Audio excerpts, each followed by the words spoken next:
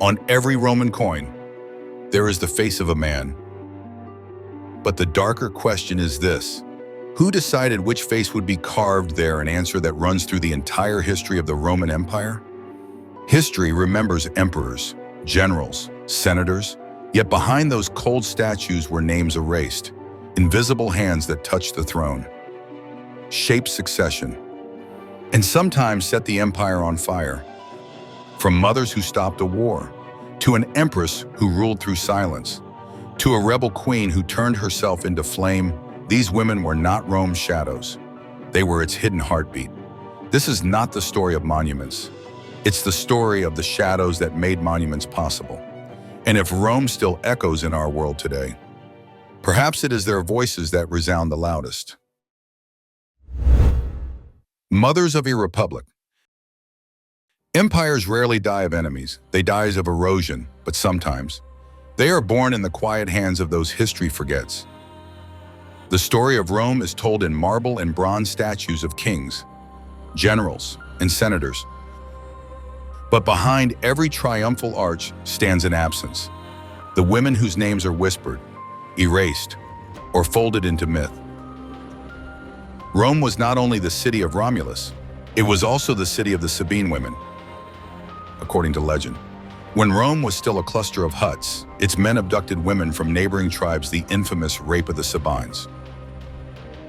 War was inevitable. Fathers raised swords, brothers marched for vengeance. Yet the war ended not with a general's victory, but with women standing in the battlefield, infants in arms, placing themselves between blades. "Strike us down first," they demanded, and the armies lowered their weapons. This was more than myth. Livy, Rome's great historian, preserved the story as civic memory, that Rome's first survival was secured not by conquest, but by women who chose unity over blood. They turned chaos into alliance. Strange, isn't it?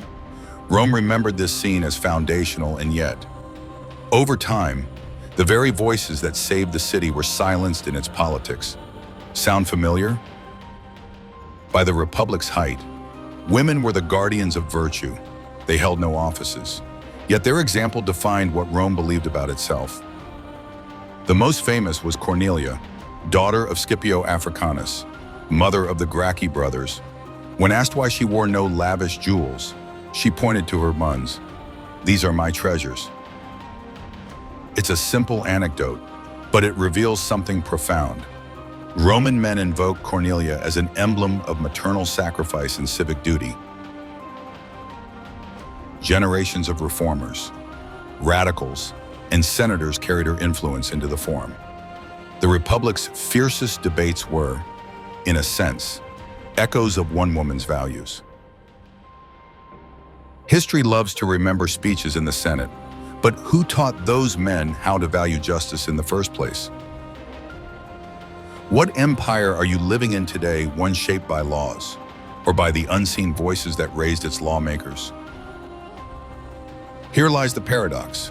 Cornelia's sons, Tiberius and Gaius, tried to reform Rome's inequality. Their challenge to the Senate ignited riots, assassinations, and the slow unraveling of republican order. In honoring Cornelia's virtue, Rome also inherited her son's fire. The mother became the spark behind revolution. And yet Cornelia never held a title, never cast a vote. Her letters survive in fragments, showing wit, intellect, and sharp counsel. Imagine what history might have looked like if women's voices had been preserved alongside Cicero's. Some say America celebrates its founding fathers. But what of the founding mothers, the women who shaped Washington? Jefferson, Lincoln? The pattern is not new. Rome taught us to honor the face of power while erasing the hand that shaped it. The truth is, Rome was a city of mothers as much as fathers. They arranged marriages that bound rival clans. They preserved family memory through stories and rituals.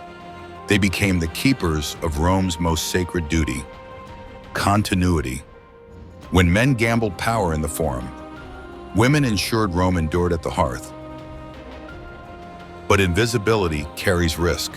By erasing women's names, Rome erased half its own foundation. An empire cannot stand on marble alone, it needs flesh, memory, and care. The Sabine women stopped a war.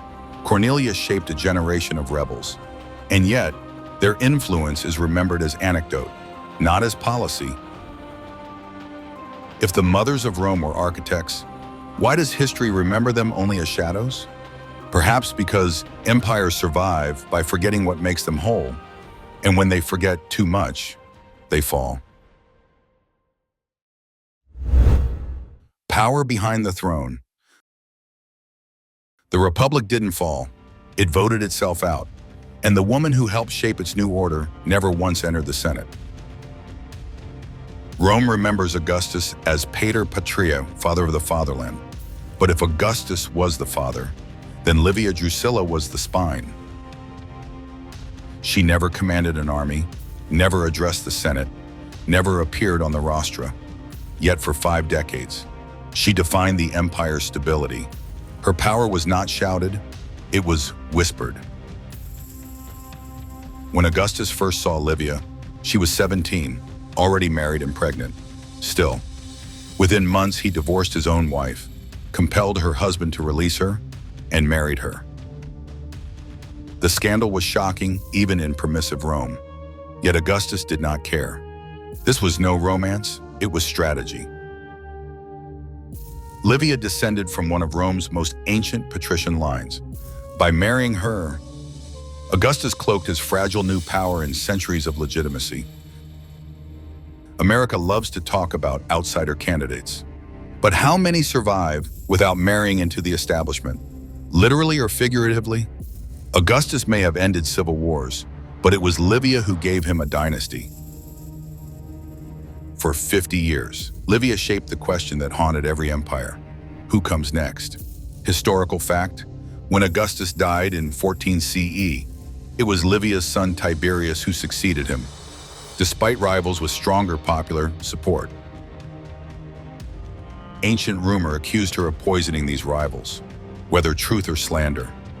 The point is clear, Romans believed she could. That belief itself was power. Think of how modern newspapers speculate about power behind the curtain. A spouse influencing cabinet picks, an advisor deciding which rival is discredited. History loves to dress such influence in scandal because it cannot admit the truth sometimes. The whisper matters more than the law. What made Livia dangerous was not just ambition, it was restraint. Unlike Cleopatra, who dazzled in silk and gold, Livia embodied austerity. She wore the plain white stola, styled her hair in conservative fashion, lived with visible simplicity. Her very modesty was propaganda, the emperor's wife as Rome's ideal matron. Lesser-known detail, Augustus allowed her to manage her own finances, a right unusual even among elites. Livia became one of the wealthiest individuals in the empire, funding temples and public works that tied her image to piety and generosity. Some say democracy dies in darkness. Rome teaches a subtler lesson. Power survives by wearing modest clothes. Livia's life became the model. Future empresses followed her script. Agrippina the Younger maneuvered her son Nero onto the throne. Julia Domna advised her husband Septimius Severus and became patron of philosophers. Helena, mother of Constantine, guided imperial favor toward Christianity, reshaping the empire's religion forever. Each learned the same paradox. Women were excluded from politics, yet without them, the empire cracked. Look around today. How many institutions pretend power belongs to one man at the podium, while the real decisions come from the networks, families, and spouses behind him? Rome isn't gone. We're still living in its theater. Livia outlived Augustus by 15 years. At age 86, she died having seen her bloodline secure the throne. Her deification came later. In AD 42, when Claudius formally proclaimed her diva Augusta. In marble, she sits forever serene, but serenity is deceptive. Her shadow stretched across centuries, proving that the empire was never ruled by one man, but by a household, an unacknowledged partnership. And yet, Roman historians often portrayed her with suspicion: schemer, poisoner, manipulator. Was it slander, or an uneasy admission that Rome's greatest stabilizer was a woman? If Augustus was the face on the coin, Livia was the hand that chose whose face would follow. Which is more dangerous? Power that declares itself, or power that hides? Rome forces us to confront an uncomfortable truth: every empire depends on shadows. And sometimes, the shadow outlives the throne. Rebels, voices, and martyrs. Rome built legions to keep provinces silent. America built surveillance to keep citizens watched. But no empire escapes rebellion, and some of its loudest voices were women. In 60 CE, the Roman province of Britannia erupted in flames. Its unlikely leader was a woman, Boudica, queen of the Iceni. After Roman officials seized her lands, flogged her publicly, and raped her daughters, the empire expected submission. Instead, it ignited rebellion. Boudica gathered Celtic tribes, leading perhaps 100,000 warriors. They razed Camulodunum, destroyed London, and slaughtered tens of thousands. For a moment, the empire trembled on its edges. Tacitus records that the crisis was so severe, Nero even considered abandoning Britain before Suetonius countered the revolt. Tacitus described Boudica not only as fierce but regal, tall, terrifying, her red hair cascading to her waist. Even Rome's chroniclers, hostile as they were, could not reduce her to caricature. Sound familiar? When power assumes weakness, rebellion often wears the face least expected. Who are today's underestimated voices, dismissed until they set cities ablaze? 2 centuries later, resistance took another form, not sword, but pen. Perpetua, a young noblewoman in Carthage, was arrested in 203 CE for converting to Christianity. She refused to renounce her faith.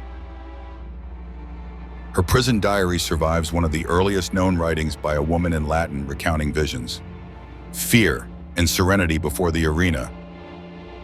Ironically, the empire that sought to silence her preserved her voice, which circulated for centuries and inspired Christians long after Rome's lions grew tired. When governments jail dissidents today, do they silence them or immortalize them? Rome reminds us, execution can make martyrs louder than the living. Another forgotten name, Eponina, wife of Julius Sabinus, a Gallic rebel who declared himself emperor in 70 CE. For 9 years, she hid with him in a cave after his defeat, captured, tortured, threatened with death. She refused to betray him. Plutarch preserved her words, "Better to die with him than live without honor." Rome executed them both. Roman audiences admired her so much that later plays, centuries after, retold her story as tragedy. The empire killed her body, but fed her legend. Empires crush rebels quickly, but why do they keep telling their stories afterward? Perhaps because power cannot resist honoring what it fears most. Rome condemned these women as dangerous, but it also recorded them. Tacitus, Dio, Plutarch, all male.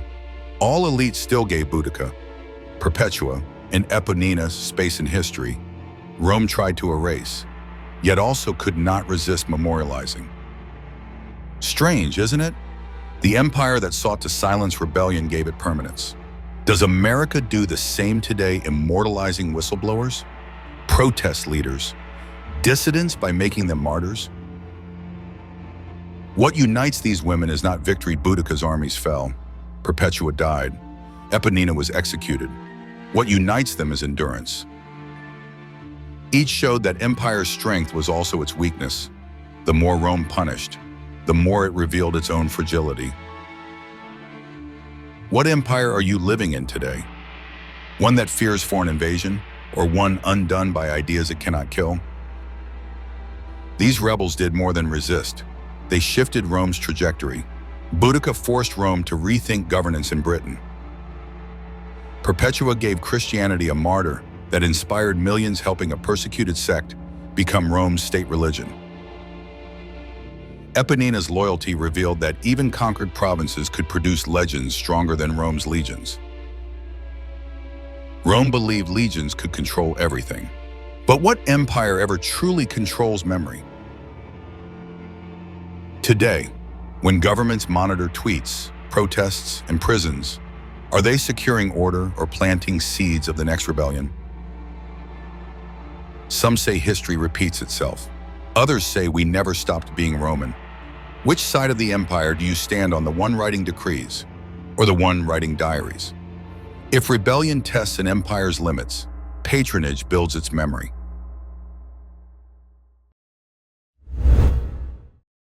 Wealth, patronage in the public sphere. Rome's marble arches still stand, not because senators built them, but because wealthy women paid for them. Every empire hides its financiers. Rome's political stage was dominated by men, but its cultural skeleton through the entire history of the Roman Empire was held together by money, much of it from women. They inherited estates, managed vast properties, and turned their fortunes into monuments that outlived armies. In Pompeii, a freed woman named Eumachia financed one of the city's largest public buildings. Her name, carved boldly in stone, still greets tourists today. She tied the building to the Clothmakers Guild, the industry that fueled Pompeii's economy. Her gift was also strategy, aligning her family with the city's most powerful trade network. Sound familiar? Today, billionaires build libraries, museums, and research institutes. But whose interests do those gifts really serve, the public's or their own? Rome already knew the answer. Agrippina the Younger, at the imperial heart. No one wielded wealth and patronage more sharply than Agrippina the Younger.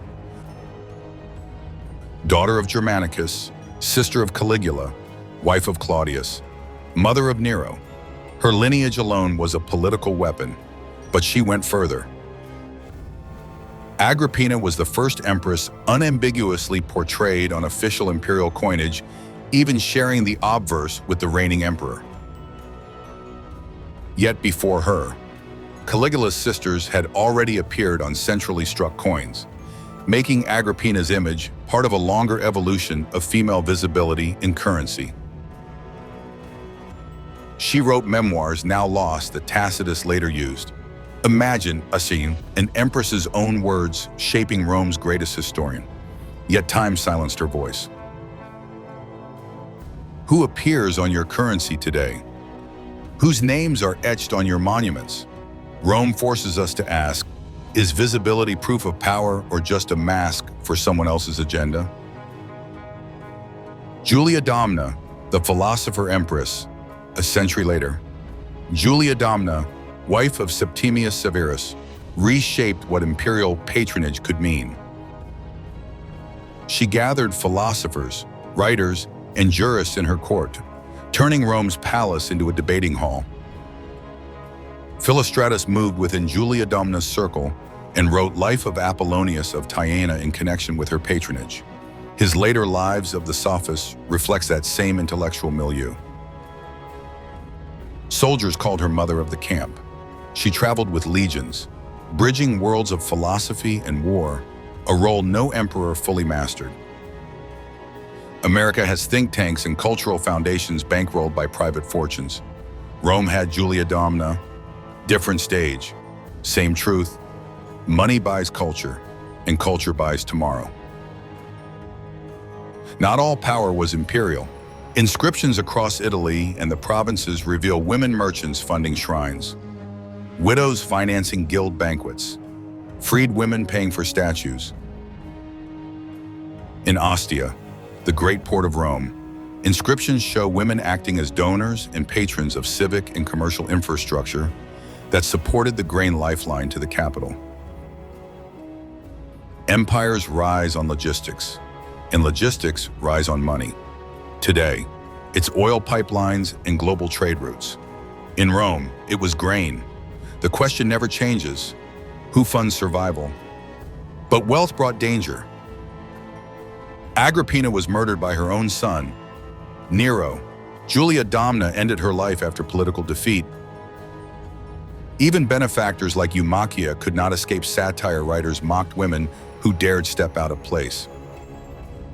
Rome tolerated women's money, but not their authority. They could pay for temples, but not legislate their worship. They could fund warehouses, but not command their fleets.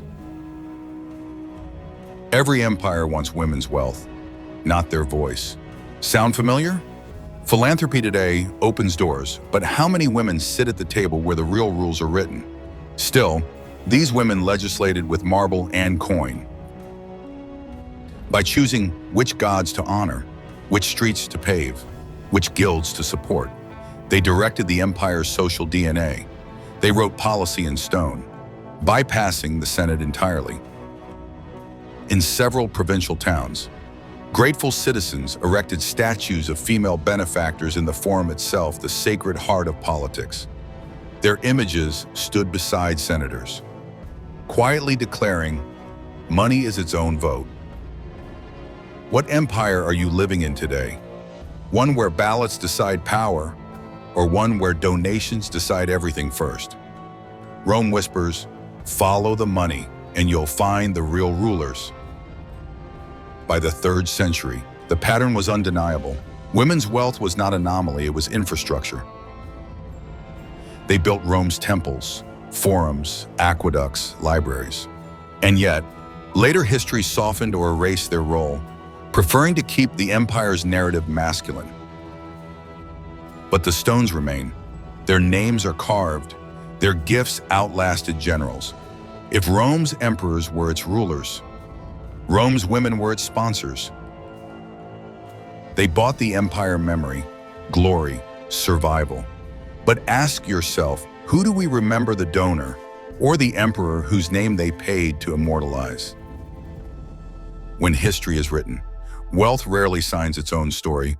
Which stories are we erasing right now?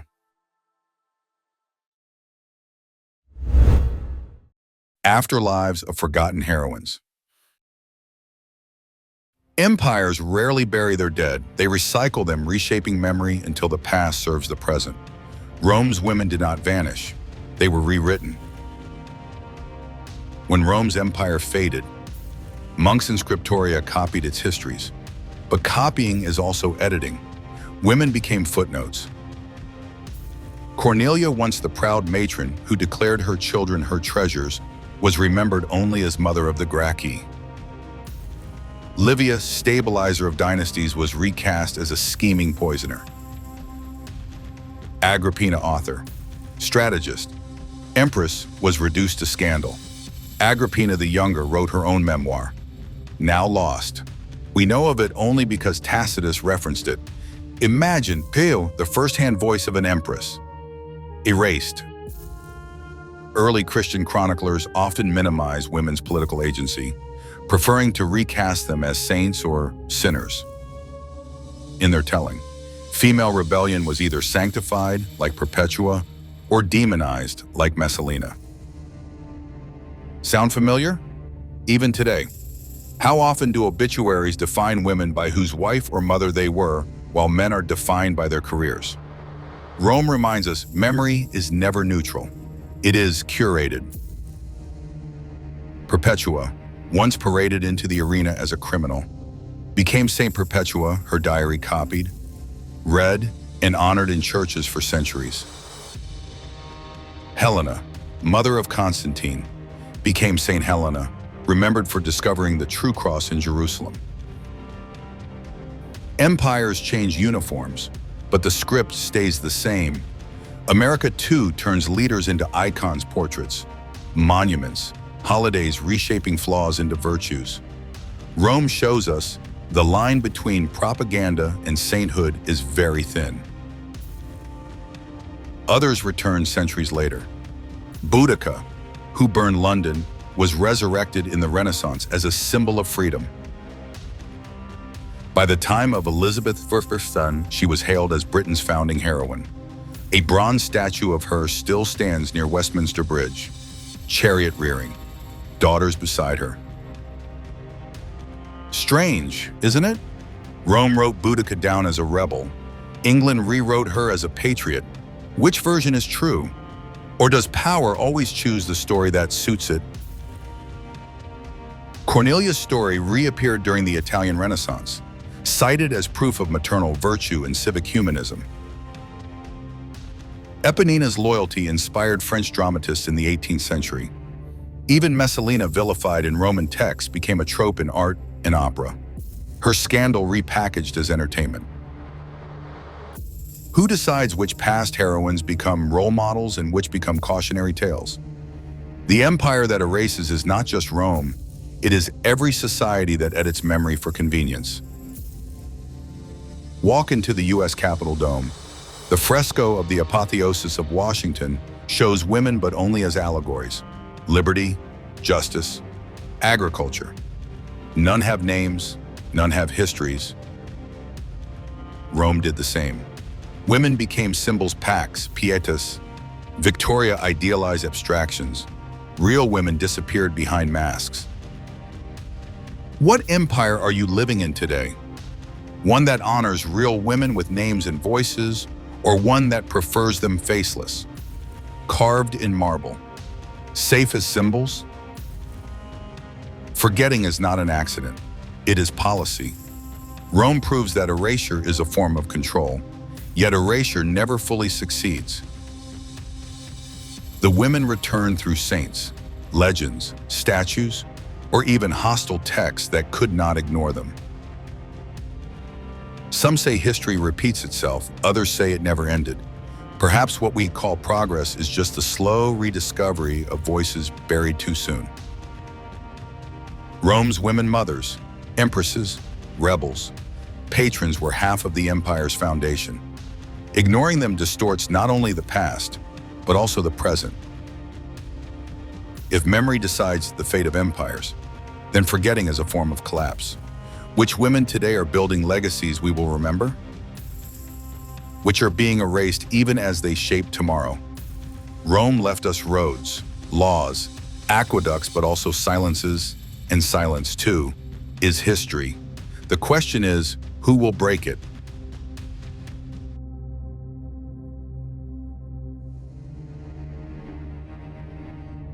Rome did not simply fall, it transformed. Its laws still whisper in our courts. Its symbols still crown our buildings. Its shadows still shape how we imagine power. But the women who steadied that empire, mothers, rebels, patrons, saints, were written out, softened into allegory, or erased into silence. And yet, silence is never final. The Sabine women still stand between swords. Cornelia still points to her children. Livia still moves through corridors of power. Boudica still burns. Perpetua still writes from her cell. Julia Domna still hosts her circle of thinkers. Their voices survive not as relics, but as questions. Because the real question is not what happened to Rome's women. The real question is, what is happening to us? When you look around today, do you see a society that remembers its heroines, or one that turns them into faceless symbols? Do we honor them as voices, or only as shadows behind the throne? We inherit what we forget, and forgetting is a choice. So ask yourself, are we building a republic, or are we rehearsing its funeral rites in slow motion? If these echoes from Rome stirred something in you, drop your thoughts below. Which story resonated most? Which forgotten heroine deserves a statue today? If you want to journey deeper into the entire history of the Roman Empire and the women who shaped it, don't forget to like this video, subscribe, and share your thoughts below, because history isn't over. It's repeating, and you are part of the next chapter.